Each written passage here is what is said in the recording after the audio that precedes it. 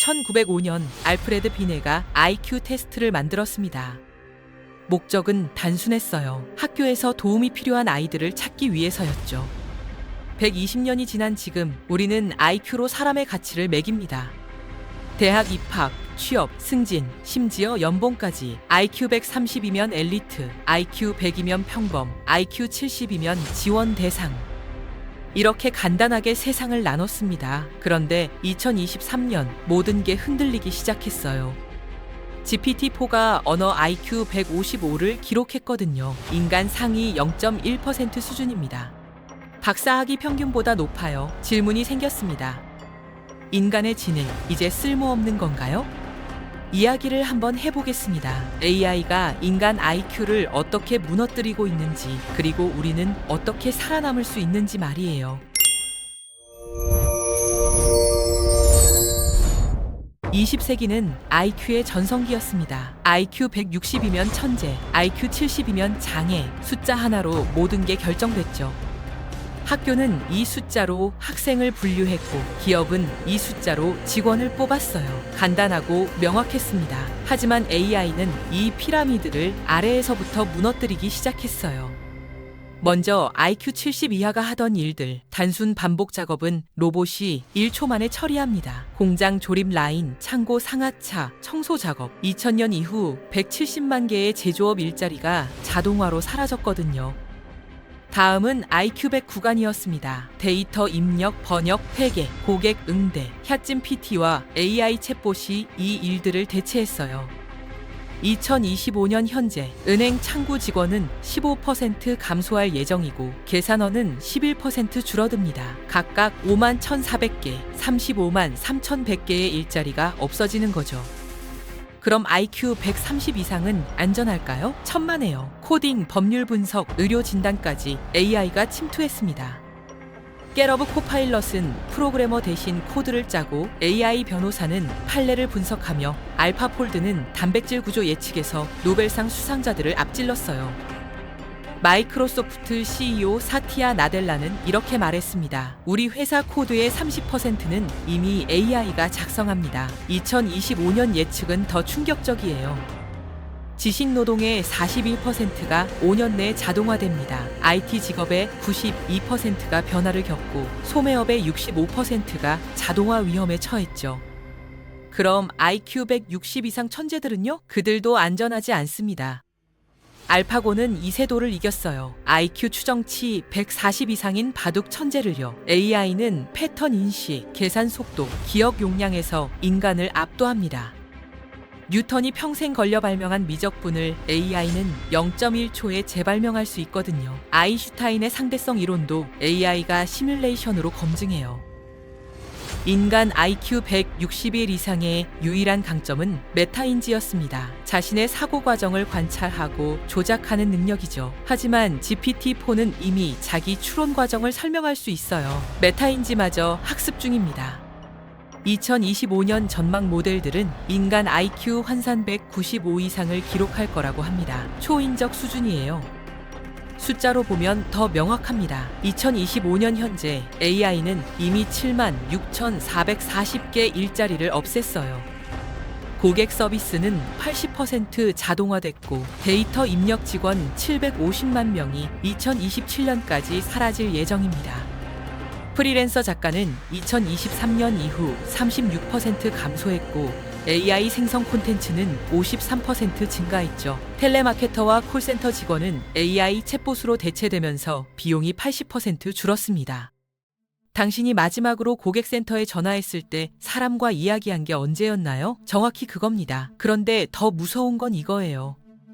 새로 생기는 AI 일자리의 77%가 석사 학위를 요구합니다. 18%는 박사 학위가 필요하고요. IQ 115 이하는 경제적으로 쓸모없어질 위험에 처했습니다.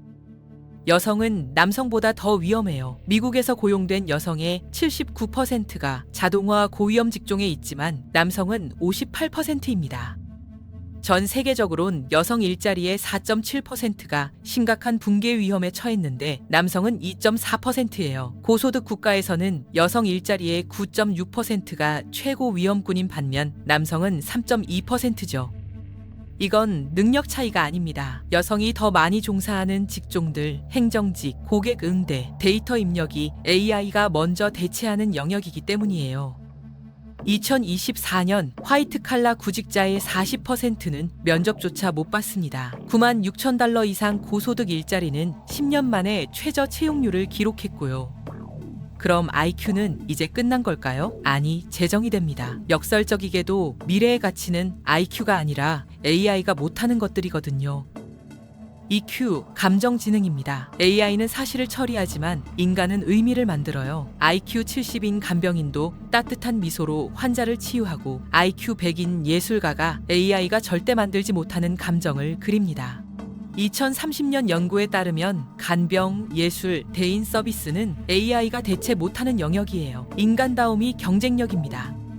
AQ, 적응지능도 중요해요. 기술 변화에 얼마나 빠르게 적응하느냐죠. 평생 한 가지 기술만으로는 살 수 없습니다. 2030년까지 근로자의 14%가 완전히 새로운 직업으로 전환해야 할 거예요.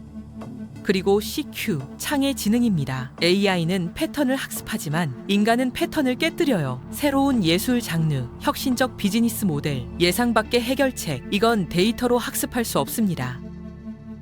실제로 2025년 데이터를 보면 희망이 있어요. AI가 8,500만 개 일자리를 없애지만 9,700만 개를 새로 만듭니다. 순증가 1,200만 개죠. AI 트레이너, 윤리 담당자, 프롬프트 엔지니어, 5년 전엔 존재하지 않던 직업들이 지금은 고연봉 직종이에요. 2024년 AI 관련 직종은 11만 9,900개가 생겼습니다. 데이터 센터 건설만으로 11만 개 일자리가 창출됐고요. 문제는 이 일자리들이 고학력을 요구한다는 겁니다. 여기서 핵심이 나옵니다. IQ가 낮다고 끝난 게 아니에요. 오히려 IQ가 낮을수록 AI 시대 생존력이 높을 수 있습니다. 왜냐하면 IQ 160 천재가 하던 데이터 분석, 법률 검토, 코딩은 AI가 대체하지만 IQ 90인 간호사, 미용사, 요리사가 하는 일은 AI가 못하거든요. 손길, 공감, 즉흥적 판단, 이게 새로운 가치예요. 2025년 연구에서 63.3%의 미국 일자리는 기술적으로는 자동화 가능하지만 비기술적 장벽이 있다고 합니다. 고객 선호도, 법적 규제, 윤리적 문제 때문이에요. 특히 HR 직종은 64.4%가 이런 장벽을 가지고 있죠. 사람을 다루는 일, 판단이 필요한 일, 책임이 따르는 일은 여전히 인간의 영역입니다. 그렇다면 구체적으로 어떻게 살아남을까요? 첫째, IQ 경쟁을 포기하세요. AI와 IQ로 싸우면 100% 집니다. 대신 AI가 못하는 걸 하세요. 감정 노동, 창의적 작업, 윤리적 판단이요. 둘째, 평생 학습입니다. 2025년 기업 교육 프로그램의 45%가 AI 재교육 모듈을 포함했어요. 기술이 6개월마다 바뀌는 시대에 한 번 배운 걸로는 안 돼요. 셋째, AI를 도구로 쓰세요. 적이 아니라 동료로요. 마이크로소프트 개발자들은 AI가 코드의 30%를 짜지만 해고당하지 않았습니다. 대신 시스템 설계, AI 통합, 복잡한 문제 해결로 역할이 바뀌었죠. AI를 잘 쓰는 사람이 AI를 안 쓰는 사람을 대체합니다. 넷째, 인간 네트워크를 키우세요. AI는 데이터를 처리하지만 신뢰는 못 만들어요. 당신의 평판, 관계, 협업 능력은 알고리즘이 복제 못하는 자산입니다.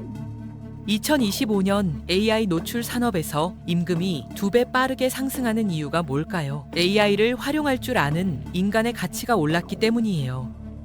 AI 기능만으로는 부족하고 그걸 비즈니스로 연결하는 인간이 필요하거든요. 다섯째, 감정지능에 투자하세요. 공감, 설득, 동기부여, IQ 테스트엔 안 나오지만 실제 세상에선 이게 성공을 결정합니다. 2030년 시나리오를 상상해보세요. IQ 테스트는 박물관에 갑니다. 대신 공감 지수, 윤리적 판단력, 협업 능력을 측정해요.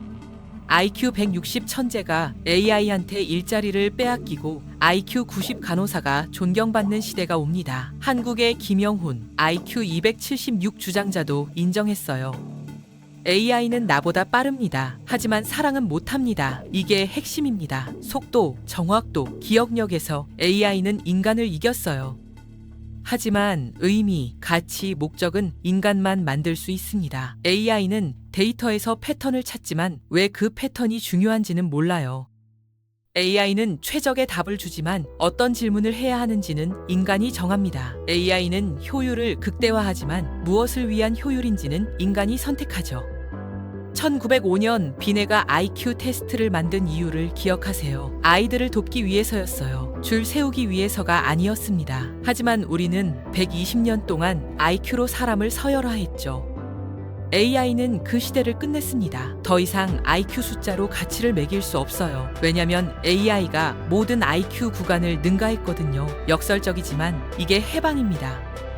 이제 우리는 숫자가 아닌 인간다움으로 평가받을 수 있어요. 감정, 윤리, 창의성, 연결, 이게 새로운 지능입니다. IQ 70이든 160이든 우리 모두는 AI가 절대 가질 수 없는 걸 가졌습니다. 인간이라는 경험이요. 아침에 일어나서 커피 향을 맡는 순간, 친구와 웃는 순간, 예상치 못한 아이디어가 떠오르는 순간, AI는 이걸 시뮬레이션 할 수 있지만 경험은 못해요. 그리고 그 경험에서 나오는 직관, 판단, 선택이 미래의 가치입니다. 2025년 지금 우리는 전환점에 서 있어요. IQ의 시대가 끝나고 EQ의 시대가 시작됩니다. 두려워할 필요 없습니다. 오히려 기회예요. 120년 동안 IQ라는 좁은 잣대로 평가받던 시대가 끝났으니까요. 이제 우리는 더 넓은 기준으로 가치를 증명할 수 있습니다. AI는 도구입니다. 위협이 아니에요. 인간다움을 증폭시키는 도구죠.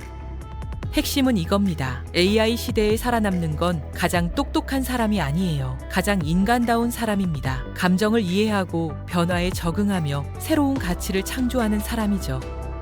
IQ 70이든 160이든 당신 안에는 AI가 복제 못하는 무언가가 있습니다. 그걸 찾아서 키우세요. 그게 당신의 미래입니다. IQ는 20세기의 유물입니다. AI가 그 시대를 끝냈어요. 하지만 희망이 있습니다. 인간은 숫자로 환원되지 않습니다. 우리는 느끼고, 연결되고, 창조하고, 사랑합니다. 이게 새로운 지능이에요. 그리고 이건 절대 자동화되지 않습니다.